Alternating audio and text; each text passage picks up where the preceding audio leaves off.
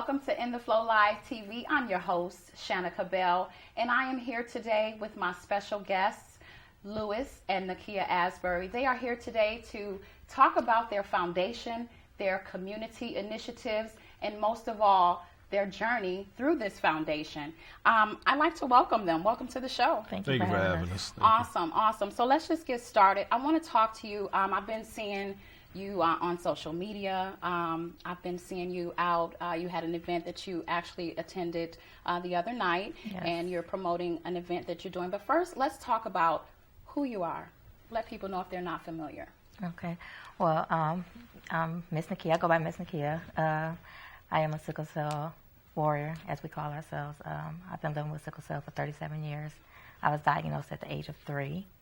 And, being diagnosed with sickle cell, they try to say that you're only going to live to a certain age. Well, I'm 40 years old. And I was also told that, I shouldn't have children or couldn't have children, but I was blessed with 5 children. And we basically just started the foundation in honor of my brother, who passed away a couple of years ago from sickle cell complications. Wow. So. Okay. So the name of your foundation? It's the P413 Foundation, which derives from Philippians 4:13, which is, of course, I can do all things through Christ, which strengthens me. Amen. Philippians 4:13, I can do all things through Christ, which strengthens me. So the sickle cell, let's talk about that a little bit. Your journey, with that. You said you were diagnosed at the age of 3. What has life been like for you with sickle cell? Actually, when I was younger, it seemed to have been worse. I would miss a lot of school. Like in high school, you have the swimming classes. When I would take swimming, I would have a crisis. And basically, a crisis is my joints hurting, my arms or my back hurting, and I would miss a lot of days in school. And I also, having sickle cell, your eyes tend to get jaundice. Okay. So it's like a yellowing of the eyes. And I would get teased a lot in school with that, because children didn't understand that. And even in high school, they still didn't understand that, like, why are your eyes yellow like that? But I don't know. I pushed through it. It's something I had to do. So, I dealt with it. Awesome. So I see that you are a couple of faith. Yeah. Yes. Philippians 4:13, the name of your foundation, P413, Yes. and it's for sickle cell.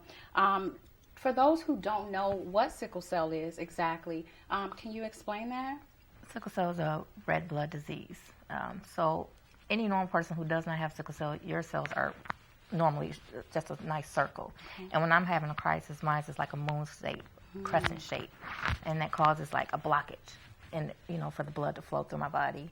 And that's what causes the crisis. That's what causes my joints to hurt, because it's a blockage. It's like a crowd of people trying to get through one room, through a door, and it's it's blocked. Wow. So it's causing obstruction.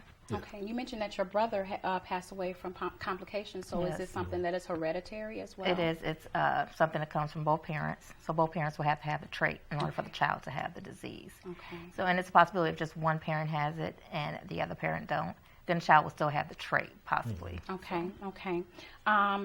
So your life with sickle cell, obviously your husband has been a great support to you. How has it been for you? It's definitely been something new to me.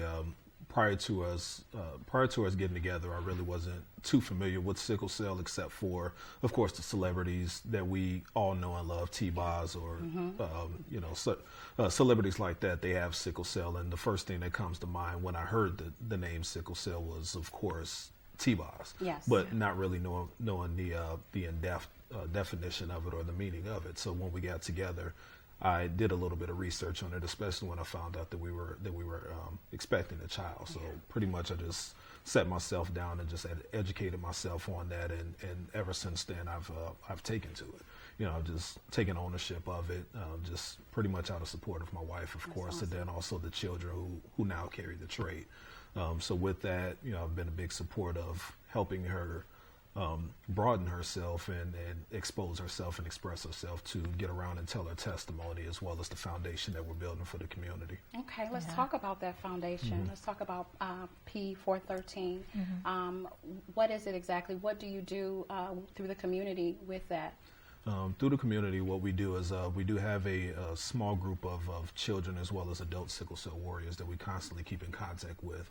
And with that, we host events, community events, where we get together. She speaks, tells her story. We also have literature out there, education, just to bring awareness to the community, because there are a lot of people within the community that were primarily in Lake County who aren't familiar with sickle cell and what it is, especially, surprisingly enough, doctors, medical staff, nurses. You know, when she's been hospitalized, sometimes some nurses have literally had to sit down on the bedside with her and say, you know, what is sickle cell, or you know, what works for you while you're feeling like this. You know, and it's surprising. Very. You know, definitely. So with that, along with my brother-in-law passing, it was like, okay, we need to do something about this and bring more awareness to it. It was our ultimate goal. Well, one of our ultimate goals is to bring it to the forefront, is just as widespread as breast cancer or lupus or leukemia, anything like that, because it is just as chronic. So with the community events that we do, we travel and we speak. We've spoken at religious institutions, high schools, you know, different organizations as well. Just getting within the community, providing awareness, as well as with our current initiative that we're doing. We're getting with the University of Illinois in Chicago, where they're doing some research, and we're making a contribution to that research as well. That is awesome. That's awesome. I know you said you had some things coming up. I know I saw something in social media. What is it that you're going to be doing next, where people can come out and support? We're doing Code Red charity fashion show for sickle cell. So we're basically just putting on a nice fashion show. People can come at the time of the event and purchase tickets and just have a good time with us. Awesome. That's awesome. With the fashion show, again, it's something to bring awareness to sickle cell. We're also, like I said, we're making a contribution with to the University of Illinois in Chicago, who's actually in jeopardy of losing the funding for their sickle cell center, which is the only sickle cell center in the state of Illinois. So the proceeds from that, we are giving some of those proceeds to the University Sickle Cell Center, just to pretty much keep it in operation, in hopes that the sickle cell warriors that we do have locally in Illinois, they'll still have a home to go to get the support, you know, that's definitely needed. So that event is September 26th, and it'll be at the Gurney Holiday Inn. Awesome. That, you know, the sickle cell warriors, I like that. You are a warrior. Your husband has been a great support. Who are other support systems or other people that you may lean on or confide in, talk to? My mother. She's been a big support since, you know, she's dealt with 2 children with this disease. So she's always been there. Anytime I've had a crisis or been in the hospital or had surgeries, she's always been there. And my brother and my sister-in-law, so they're real, you know, close to me and helping out. Like, you know, they've learned a lot about the disease. They know what it is. When I go into the hospital, you know, it's always, you know, crunch time, like who's getting the kids and, you know, what we're doing. Like, it's normal. It's normal for us. So. Wow. And that is some type of a norm. Now, as far as your support system, your faith, tell me, how has this disease been trying your faith, you know? Oh, yeah. talk about that. And I hate to do it, but yeah, we're human, yes. You know? Just, you know, just with dealing with the disease and dealing with different hospitalizations and being in the hospital a lot, you know, I've questioned God, like, why, you know, do I have this disease, you know, or why did my brother have to have this disease? Because it's debilitating. I've had, you know, 2 major surgeries, you know, hip replacements, and you get tired, you know. I can honestly say, and I've told my mother, like, I'm tired, you know, tired of dealing with pain in my body, because it takes me away from my kids when I'm, you know, in the hospital or whatever, or just at home sick. I get tired, but you know, I pray a lot as well. So, you know, and God keeps pushing me, you know, through it. You know, any pain crisis I have, I push through that, and it gives me another testimony to give to another child or another warrior. That's awesome. So. That's awesome. I'm not prophesying, but I see books on you. I don't know if you're writing anything, but definitely there's something that you have to share. I believe that. What's next for P413?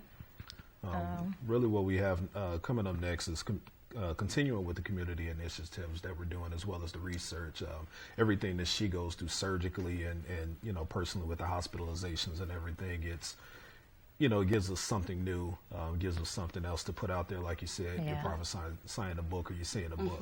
We do have the YouTube videos that we do of her and the trials that she goes through, which are on our P413 YouTube page. And so we're documenting all of that. And then also next we're reaching to achieve national advocacy for sickle cell. We've reached out to the Sickle Cell Disease Association of America, pretty much to bring the foundation, or at least her as a sickle cell warrior, to partner with them and just travel with her story, as well as continue the research for sickle cell and for the cure of sickle cell, the more affordable cures for sickle cell. And, just give hope to those young warriors. Because like she said, at the age of 3, when she was first diagnosed, the doctors put a time limit on it, which isn't right, but at that point it puts worry on the parents, puts worry on the family. And as well as once the child gets to an age where they're able to understand, then it places worry on them as well. So, her living to the age of 40 against everything that they said she wouldn't accomplish, that's her story to them. And that's why we reach out to the youth to say, hey, this is possible. It is possible for you to make it past the age of 20 that they say. It is possible for you to have kids. It won't be easy, but, anything worth having is not going to come easy. Amen. Amen to that. You're advocating for other warriors out there. You said your children have the trait. Yeah. So how do you prepare them? How have you prepared them? Well, my older children, just with us, putting the story out there, my daughter actually said she's actually learned more about sickle cell, and just growing up dealing with a mom with sickle cell doesn't mean she knew anything about it. But now that we began to, tell our story or tell my story, she's learning more about it. So she understands that, if she was to deal with someone, that they will actually need to get tested to see if they have the trait before you even try to have a child, because you will be dealing with a child with sickle cell. And you should have that option to, if you want to do that or not. Yeah. And I mean, it doesn't stop with just, their mate or their potential mates getting tested, because they do make it mandatory at birth for them to get tested. And I believe that started around the year 2000, or maybe even in the mid 90s, where it was mandatory at birth. But anyone before that, definitely, if you don't know your status, you should, schedule with your doctor and go get tested for sickle cell to at least find out if you have the trait, because it is something that's needed to know. Yes, definitely. Wow. So as sickle cell warriors, where do you see yourself and P413, the foundation, let's say in the next couple years? Oh. Well, like my husband said, we have reached out to Sickle Cell Disease Association of America, so I do want to go national as an advocate for sickle cell, and we just want to continue to grow with our foundation. We're not going to stop just here. We want to continue to grow everywhere. That's awesome. Yeah. It sounds more like a brand versus a foundation. Definitely. Awareness is cure, and that's what pretty much we're all about. Just bringing awareness is cure. So, as far as awareness, tell the listening audience where they can learn more about your foundation and things that you're doing in the community. Okay. Our website, we can be found on the web at p413foundation.org. It's p413foundation.org. Or you can find us on any social media, Instagram, P413 Foundation, Facebook, you can search P413 Foundation, as well as YouTube and Twitter. Okay. If you would, there's someone else out there who is going through sickle cell. What encouraging words do you have for them? My encouraging words would be to never give up, continue to fight this disease. It's not an easy disease to deal with, but it was placed on you for a reason, and just keep fighting. That's good. I want to thank you for joining me and my guests. Again, we have Miss Nakia and her husband, Louis Asbury, here from P413 Foundation. Again, the address again to your website? The address to the website is p413foundation.org.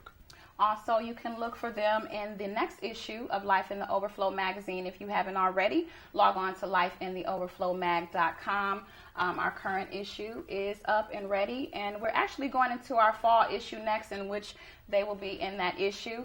Again, thank you for joining me here on Life in the Overflow TV, in the Flow Live. Again, you can catch us on Blog Talk Radio as well as here. Stay tuned and stay in the flow. Thank you so much.